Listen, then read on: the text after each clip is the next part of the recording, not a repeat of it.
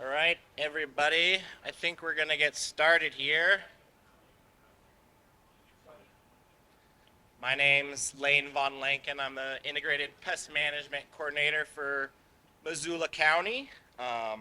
So thank you everyone for joining the panel on invasive macrophyte management. Invasive macrophytes, also known as aquatic weeds, are a growing concern in waterways around the world. These non-native plants can disrupt ecosystems, outcompete native species, reduce biodiversity, and impede recreation. Today, we are fortunate to have a fantastic panel of experts with us to discuss best practices for management and how we can protect our own aquatic resources. I'd like to ask each of our panelists to introduce themselves and describe some of the work they do. Please. Start with me. Yeah, you're the closest. Okay. My name is Craig McLane. I'm with Montana Fish, Wildlife, and Parks. I have been working in the state of Montana on aquatic plants since 2011 with Department of Ag originally.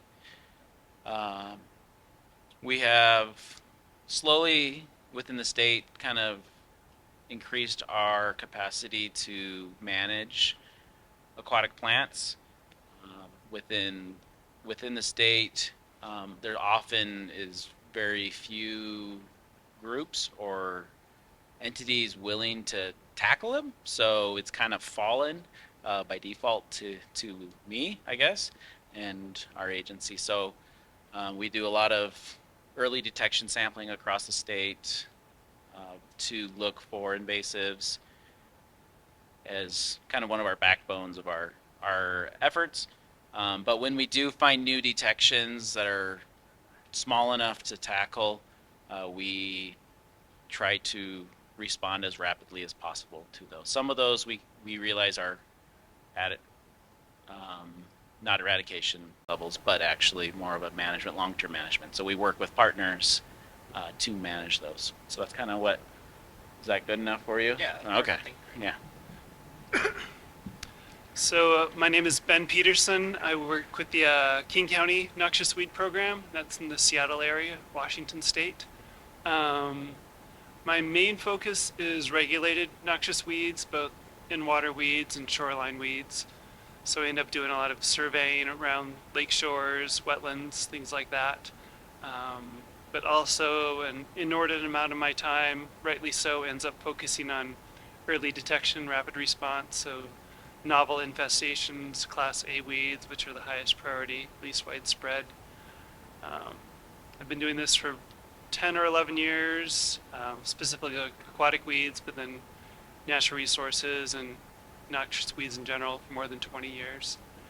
And yeah, I end up focusing on smaller lake systems, helping community groups plan weed control efforts, sometimes doing the work myself, sometimes helping them hire contractors. That's basically it. My name is John Madsen. My area has been research, and part of that research has often been demonstration projects, so looking at how to apply a management technique in the field. I've worked on the biology, ecology, and management of aquatic plants really since 1980. I did my graduate studies in Wisconsin. I have a master's and a PhD in botany. At that time, I was just interested in the ecology of the plants. And of course, once I finished in 1986, I started looking for jobs. Actually started before then, and I dragged out my PhD for another 6 months until I had something likely. Anyway, I ended up going to Lake George, New York, and working for the Rensselaer Polytechnic Institute, Freshwater Institute on Lake George. Not one of the first names you pop off when you think of invasive aquatic plants, and certainly at that time, because they're a private engineering university. But they've had a station on Lake George since the early 70s. This new problem appeared of Eurasian water milfoil. They were looking for somebody that at least knew what aquatic plants were, and there I was. So we started working on the in 1987 on the ecology of that plant, and then by 1989 we started actually doing some demonstration projects of managing. Because it's Lake George, it's within the Adirondack Park, and there's a lot of regulatory oversight there because it's a state park. We did some hand pulling under their approval. So we studied hand pulling, really found you had to go back many, many times. I mean, 3-4 times in the season. We only went back that few just because the season is so short. It's amazing how few volunteers you get for jumping in the water in October up there. So I did that until about mid-1990, looking for a job. I went to work with the Corps of Engineers National Lab. I was fortunate I got to work at their Texas lab. Worked there on all sorts of scales from benchtop to mesocosm tank to pond scale. And then we did a lot of field work. We did a lot of work in different states. Corps of Engineers, their national lab is to support management efforts throughout the United States. So first there, and then continuing on as I was at the Mississippi State University and later with USDA. I had projects all over the country. And just because there's so few people that do research on aquatic plants, at most a dozen PhD level people at universities or national or federal institutions. Federal institution, that's appropriate. We're kind of crazy. But so I worked in at least 16 states, multiple lakes in many of those states, on all sorts of different management projects. A lot of those were primarily herbicide treatments, evaluating herbicide treatments. I did a little bit of work with biological control. I've done some work with non-chemical control, like harvesting and suction dredging, suction harvesting, benthic barriers. So I've worked across all those different techniques.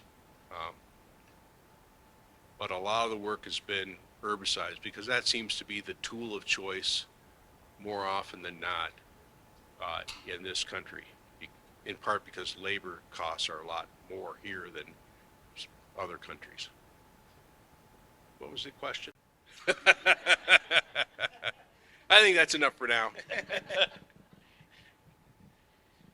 So I'm Carlton Layne. I'm the executive director of the Aquatic Ecosystem Restoration Foundation. So I began my career with the U.S. Department of Agriculture. I worked for them for 5 years. Then I went to EPA and worked in the pesticide program for 30 years. I was chief of the pesticide program in Atlanta for about 10 years. 15 years I was the resident agent of EPA pesticide program in Florida, mostly in an enforcement role. But in Florida, everyone's kind of interested in aquatic plants because it's such an integral part of your everyday life. You're surrounded by it. So it kind of became an avocation for me. As a charter member of the Florida Aquatic Plant Management Society. And then when I went to Atlanta, I kind of took that philosophy with me there and tried to keep in mind everything that was going on. Well, I retired in 2003, and then 2004 I went with AERF. And AERF is a 501c3 nonprofit, and so if you have any charitable contributions coming up, you might want to consider us. We pretty much dedicated to outreach, education, informing people about invasive aquatic plants and algae and how to manage them. I also work a lot with regulatory agencies to try to help them make good regulatory decisions based on sound science. And we also spend a good bit of our resources developing that sound science. We do, I guess since I've been with them 20 years, I don't know, million or so dollars worth of applied research in how to manage invasive aquatic plants and also algae. So that's what part of this is you're having a meeting. Tom Wolf found out about it and suggested that this would be a good venue for AERF to help out. So I hope we have been helpful. Thank you. Thank you, panelists. I'd like to start off with a few questions for all of you now. First question is, when initiating an invasive macrophyte management project, how do you establish what your goals are, and what do you do when and if you fall short of your goals?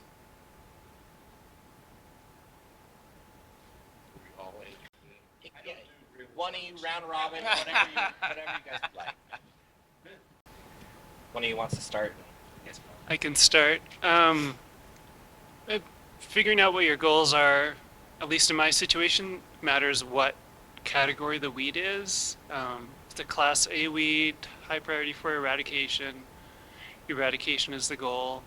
Potentially we can get some early detection grants to help fund that. If it's a more widespread weed, one that's not required for control, such as Eurasian water milfoil is in the Seattle area, then the goals depend a whole lot on who is instigating the work.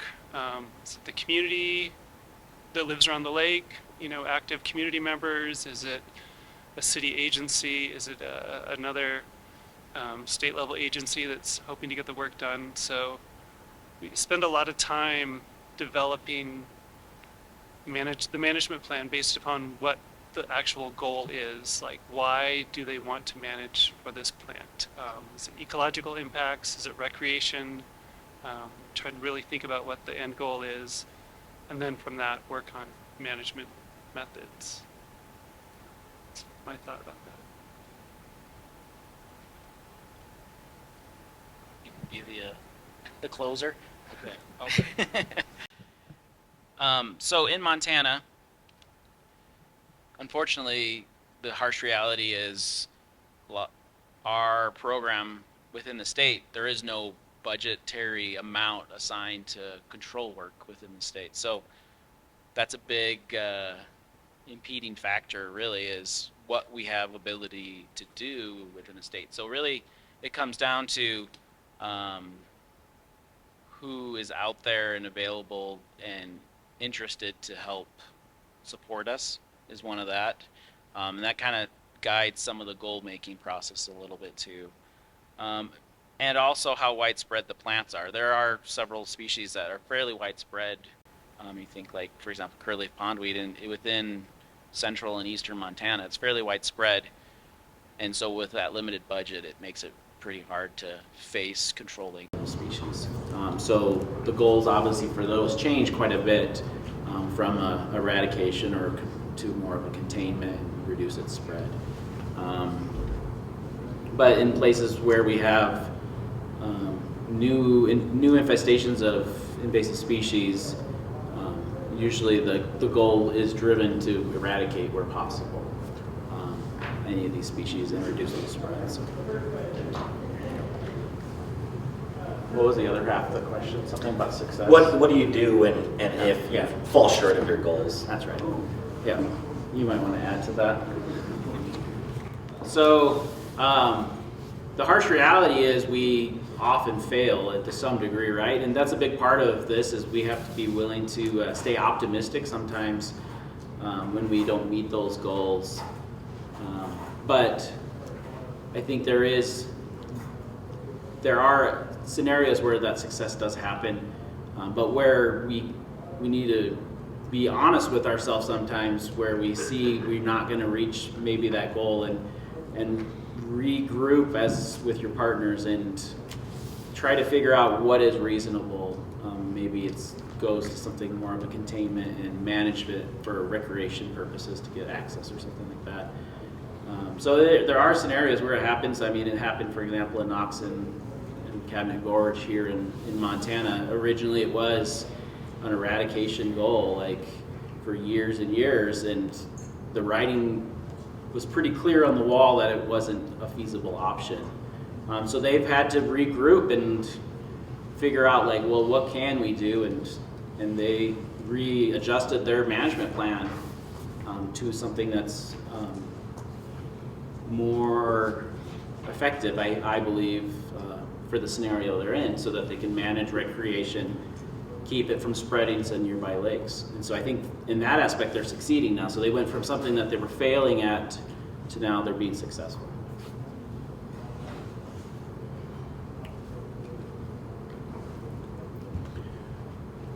So I think it's important to set clear and quantitative goals when you're trying to manage weeds.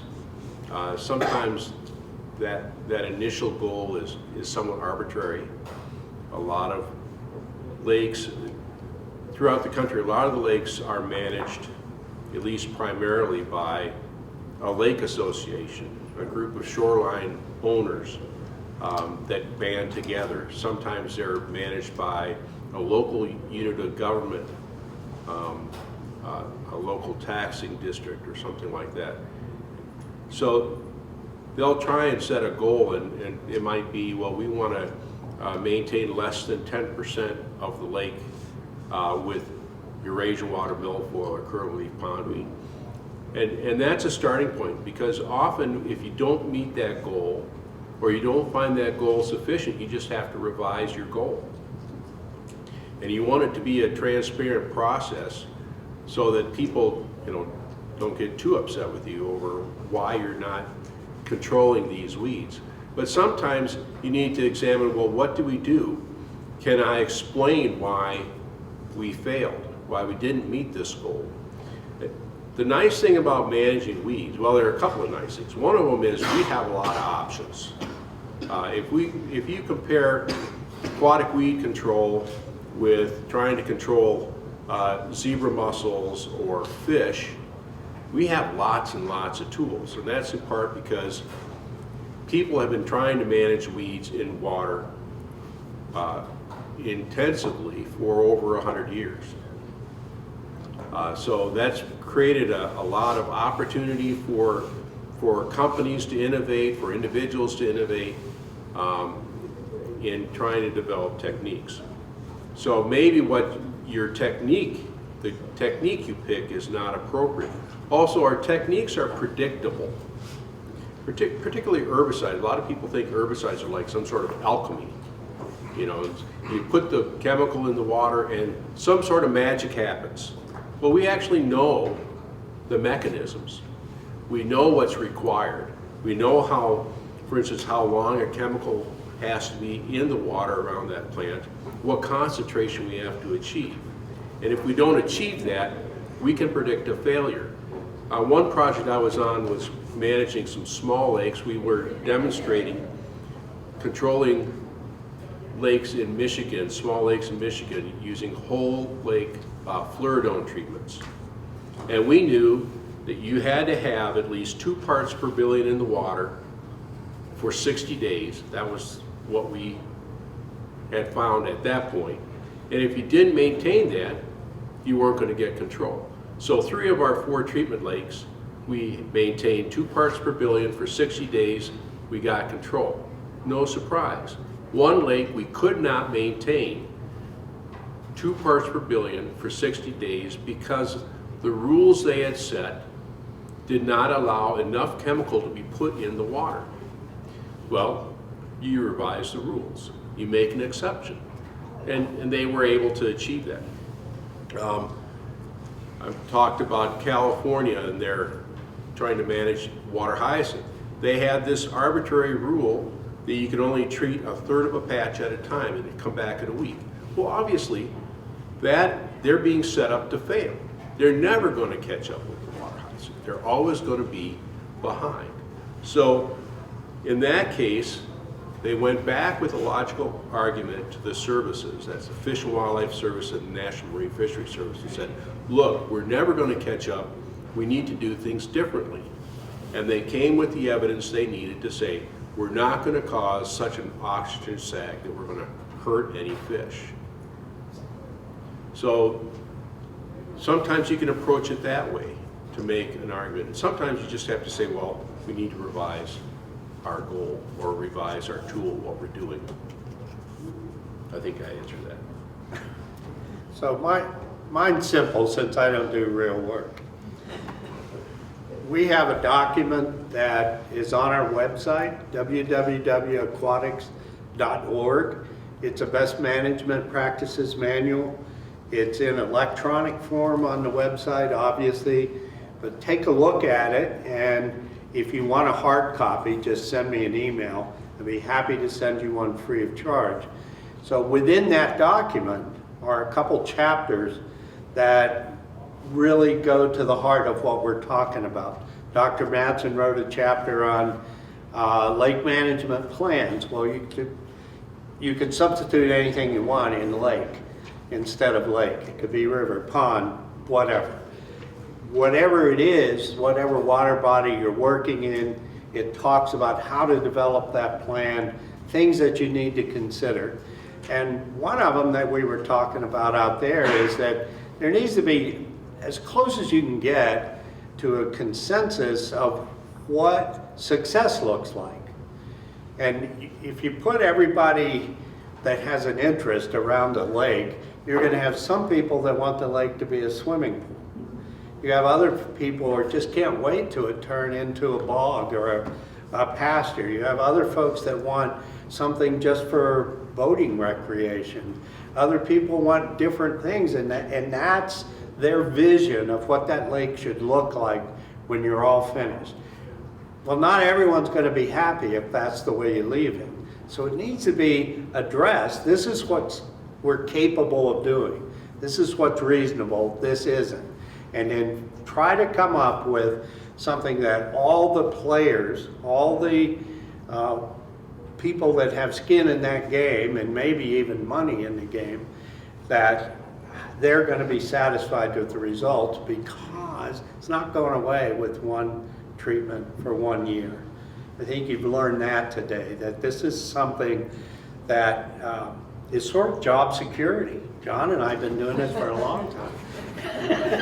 So please take a look at that BMP, and you might find some of the information that's in it very helpful.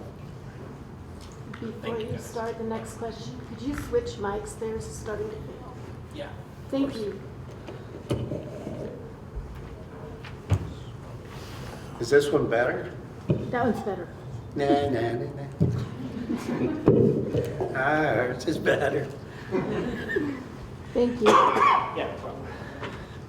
Thanks, guys. I got one more question for you, and then I'll open it up to everybody else. Can you guys share a success story of a community effectively managing or restoring an ecosystem impacted by invasive macrophytes?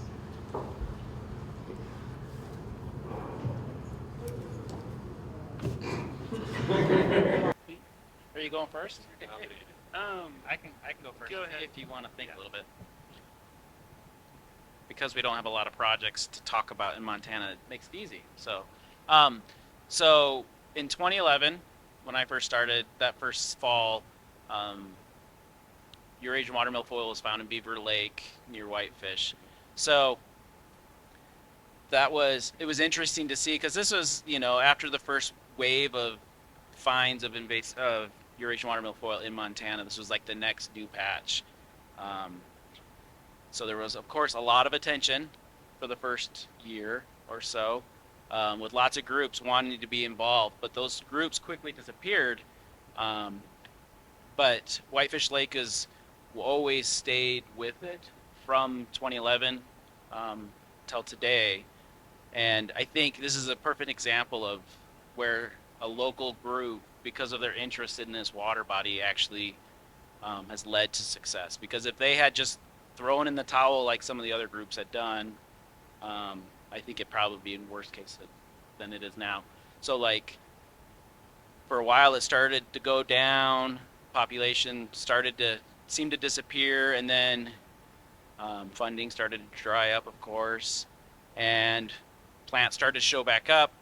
In 2019, FWP started supporting Whitefish Lake as well, and we worked together, and we started to see that decline again. And last year was the first year we didn't find any Eurasian water milfoil within Beaver Lake. So this is the first year essentially where we didn't find any subsequent growth. So I think this is a great success story of, where we get people involved besides just the state authorities. It actually, you can actually see some success and long-term success at that. So in the fall of 2020, I got an email from the Department of Ecology in Washington asking if we knew if there was Egeria in a small lake east of Seattle called Lake Rasmussen. It's a small 5-acre lake, actually used to be a bog the peat was harvested. The lake's only about 6 or 7 feet deep, but it flows into the Snoqualmie River, which is a huge river system. They wondered if we knew that there was Egeria in there, and I emailed back, no, we don't know of any Egeria in that lake or the whole river system. And they said that they got an infest report, and so I checked in with the person that gave the infest report, and it was actually the person that found the weed's mother, because the person that found the weed was in 2nd grade. She was out doing like a homeschool project with her mom during COVID, and she was very inquisitive, and she had a really cool nature book, and it showed pictures of Brazilian Elodea, Egeria, and she found that plant in the lake, took a picture, and sent it to Ecology. So from that, we developed a management plan. We checked downstream. We didn't find any downstream, but we found several patches of it in the lake. The lake was really dark, lots of woody debris, so we knew we wouldn't be able to have divers pull it. So that summer 2021, we hired a contractor to do a dicot treatment in the lake, half of the lake at a time. We had dicot done because we've heard that from the Washington State Department of Ecology aquatic plant ecologists, they suggest that would be the best because Egeria had really shallow roots, especially compared to the native plants in the lake. So that treatment went well. We saw one little sprig a month later. We checked it 6 times in 2022, and 8 times in 2022. About 50 rake drops each. We haven't seen any Egeria come back. We haven't seen it downstream. And so we think we kept it from flowing downstream into the Snoqualmie River. So early detection rap response, it worked that time.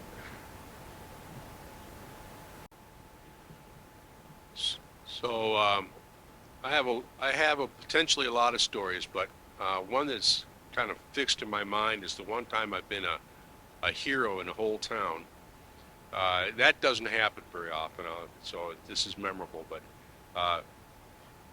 the Detroit Lakes is actually a system of 4 different lakes up in northwestern Minnesota.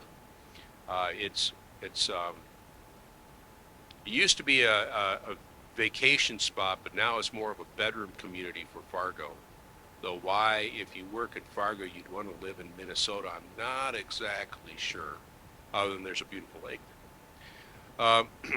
So I was actually at a ARF working meeting with a bunch of applicators and other people, and the person that had the contract for treating Detroit Lake said, you really need to talk to so-and-so up there. They were in a local taxing district, and the administrator was a woman named Terry Getter. And I didn't get a chance to talk to her until I also attended a meeting with the Minnesota Department of Natural Resources on flowering rush, and she was there.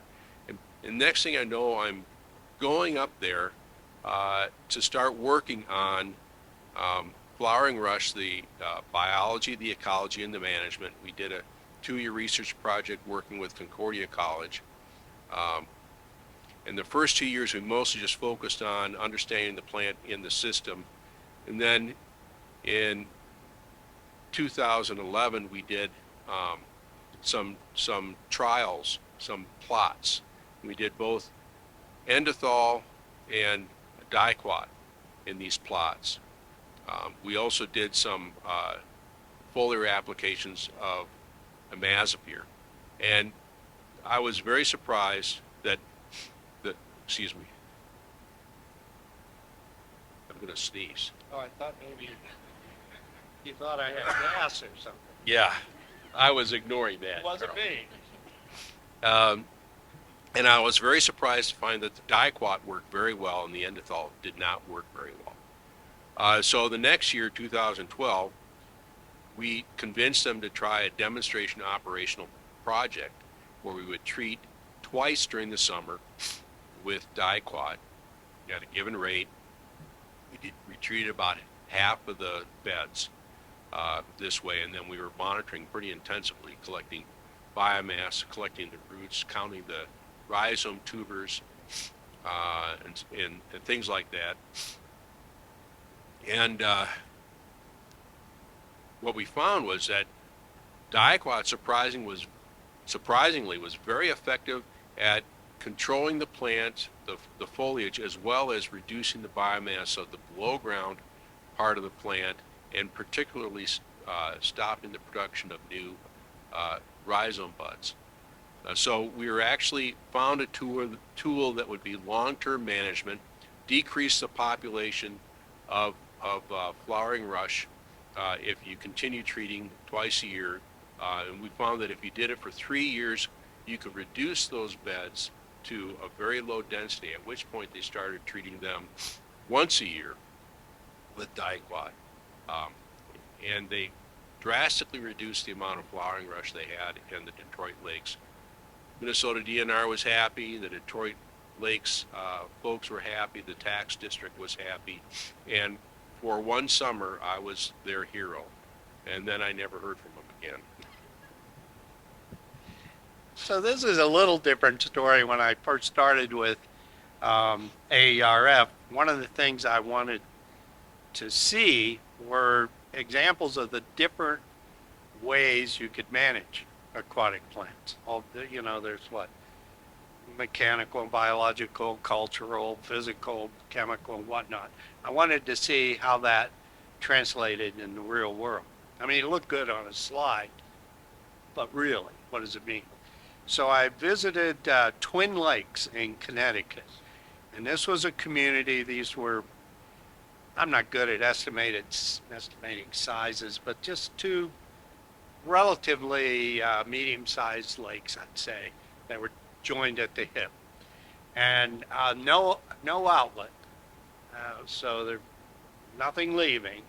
There was no stream or anything coming in. I guess it was either groundwater or spring-fed, something. Anyway, socked in with milfoil from shore to shore, everywhere. There was Eurasian water milfoil, there was hybrid milfoil, and I think 3, maybe 4 native milfoils. It was a strange situation, but it was a garden of milfoil. And so, talking to the people that lived there, they had a lake association. It was closed. There was no public access at all, so it was just the people that lived on those 2 lakes.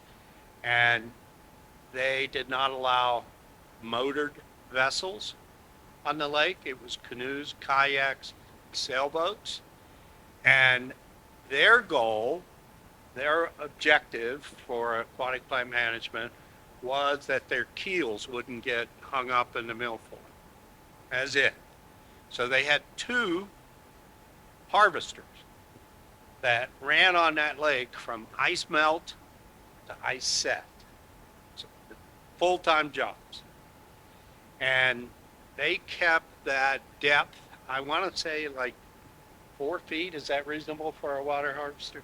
Plant harvester? Anyway, that was the way they did it. And so it didn't matter that there was a ton of fragmentation. They didn't care about fishing, so it didn't matter that there was a lot of bycatch and stuff like that. That didn't affect their objectives as far as aquatic plant management at all. So they said, well, what would you change? I said, not a damn thing. You've identified your goal. You all agree on the outcome. You've achieved that outcome. They're just out there sailing, having fun, and those two harvesters are going, and those guys had the winter off. So everything worked out great. Everybody won, and there was nothing else except mechanical weed control. And that was a real life lesson for me as far as the work that we do, that was a viable method of control for them, not for everyone. Thanks, guys. We got about 10 more minutes. I'd like to open it up for everyone else to ask questions. If you guys got questions. Can any of you speak to management, like preventative management, like nutrient reduction? What's your take on that? So the question was, what about something like preventive management that includes nutrient reduction? Clearly, I'm not qualified to talk about nutrient reduction. I'll be brave. I've been in the Aquatic Plant Management Society for a long time. And one of our, it's a very much a management-oriented society. So we talked about how you manage weeds. We have a sister society or cousin society or a nodding acquaintance society called the North American Lake Management Society.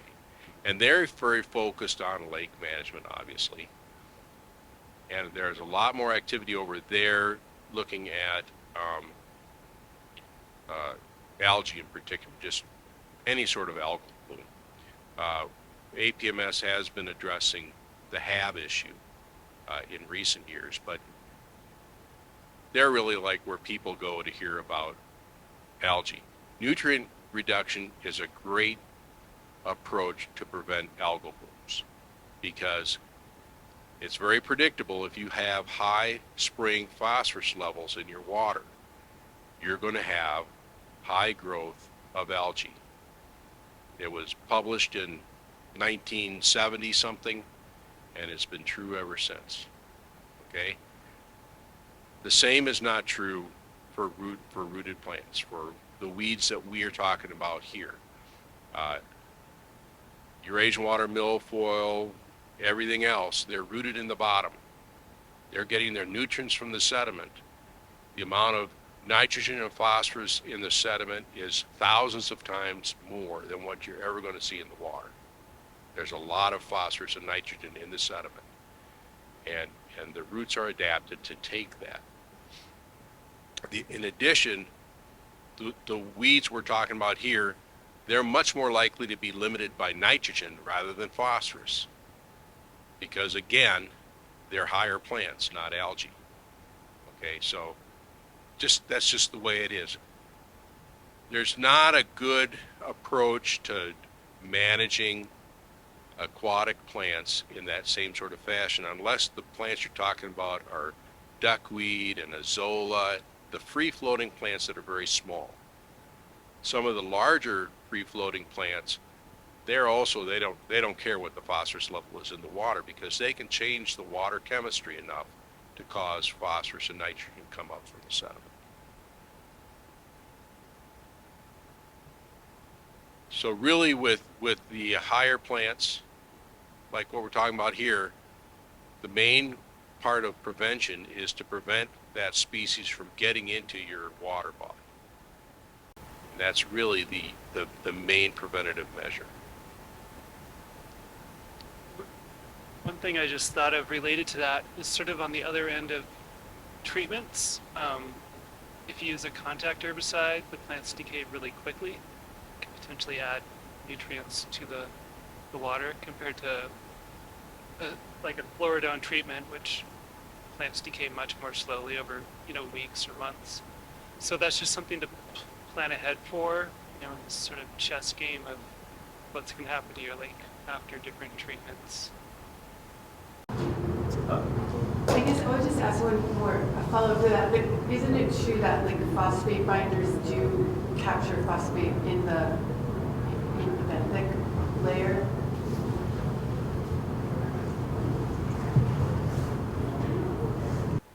At the risk of getting somebody mad at me, No. You add alum or any of the other products to the water, they'll bind the phosphorus, and they're very good at binding phosphorus in the water, and then it creates a flock, a bundle. And the bundle is heavier, is not easily suspended, so it sinks to the bottom and forms a layer on top of the sediment. Okay, so it's not even getting down into the sediment. So it's not really binding up what's in the sediment. Okay, what's in the sediment, since it's anoxic in the sediment, there's a lot of available phosphorus and nitrogen in the sediment. And it's really when it comes up into the water column that it interacts in a way that makes it less available. So the sediment is sort of a cap between the huge pool of nitrogen, phosphorus in the mud. There's an oxidized layer on the top, and that's a barrier to keep that nitrogen and phosphorus from coming up into the water column. And that's a gross generalization. I'm waiting for some of the PhDs back there to jump on me. I think we've got time for one more question from someone. Oh, come on, don't be shy.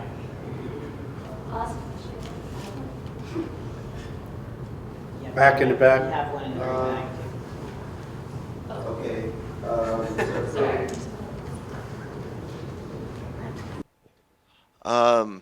You may have discussed this, but how would each of you recommend the best way to monitor invasive species? Like, are you going to guys use something like an EdMap software, or I'm basically curious how each of you would monitor your progress on a different species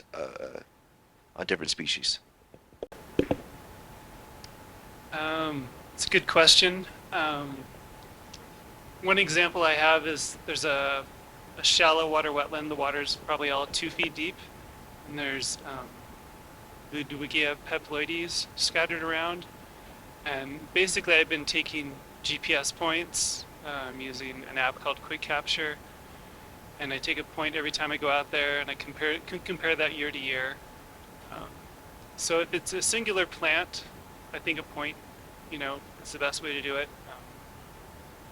Yeah, sort of like intercept if you're rangeland. But yeah, you can also do transects if it's something that's all around the lake and the littoral zone. If it's something you're hoping to eradicate, try to map every single bit of it as closely as you can. Yeah, I would just add, it really is. It's all about the scale of what you're trying to accomplish. A lake-wide survey. If you only have one lake to survey, you might be able to swim the whole thing and spend a whole summer working on it. But in my scenario, we have many lakes in the whole state that we're trying to look for invasive species. So we really do target high priority areas, point intercept surveys where we look at specific locations to see what we have, and that gives you a good picture of what's in the lake potentially. Where we're doing actual control work, that's when we get in the water. We'll scuba and snorkel surveys if water clarity allows. We run transects. It really is dependent on what your goal is and where you're working, and how to scale it up. And then at that point, if you're kind of just your own and you don't have a lot of technical experience, something like EdMaps is a great solution where you can help. You can contribute to it, and you don't have to manage your data necessarily. But we have our own internal database that we share our results with, like Montana National Heritage Program. So we group in other people. It eventually ends up in EdMaps and our data. I think where something like EdMaps stands out is if you are surveying a large area for the occurrence of a target species, and you're trying to find new infestations. EdMaps is very good for that. If you've got a lake that you're managing or you're interested in, then that's really, to me, where the point intercept comes in, because you can see changes in the size of the population and in the species composition. Point intercept is very sensitive to species composition and area of distribution, but it's not sensitive to abundance.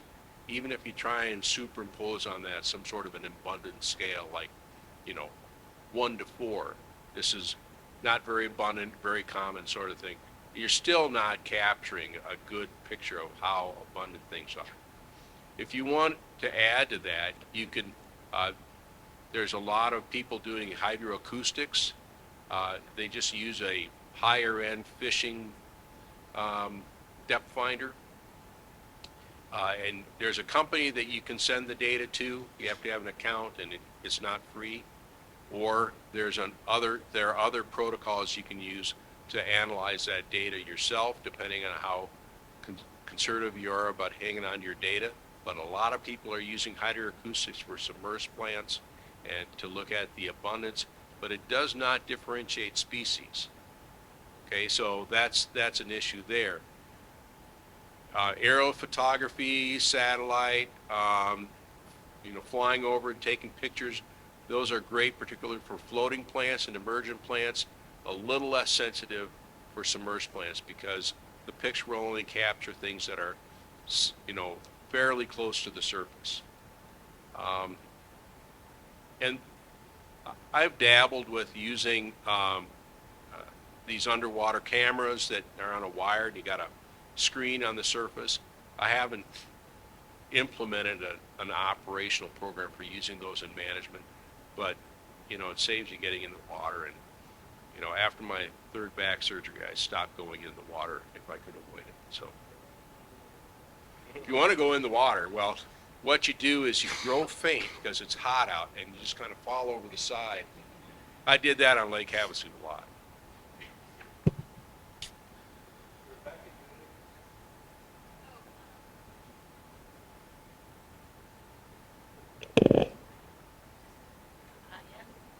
So this is like slightly situational, but if you were doing an herbicide treatment, say on a lake where people will be drinking the water, what kind of measures or precautions would you take?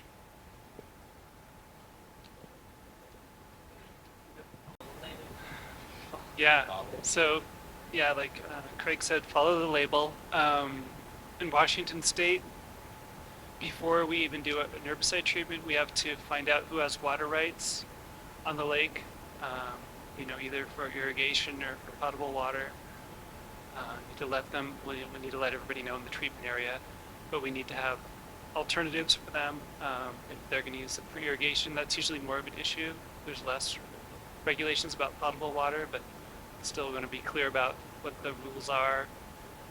Lots of shoreline notification and public meetings, make sure everybody knows what's going on. Yeah, I would just add communication is key. I have one good example.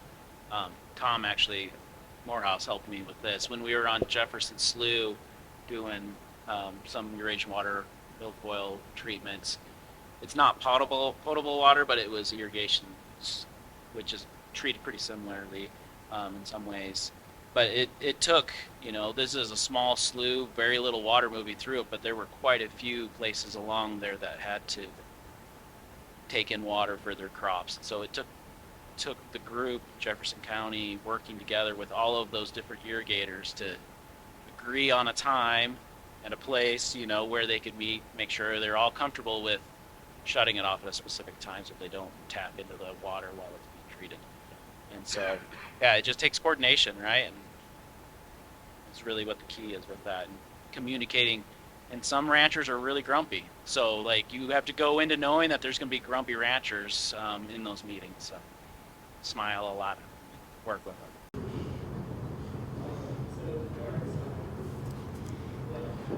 All right, well, thank you guys for your time. That was super insightful. If you guys have questions, come find these guys.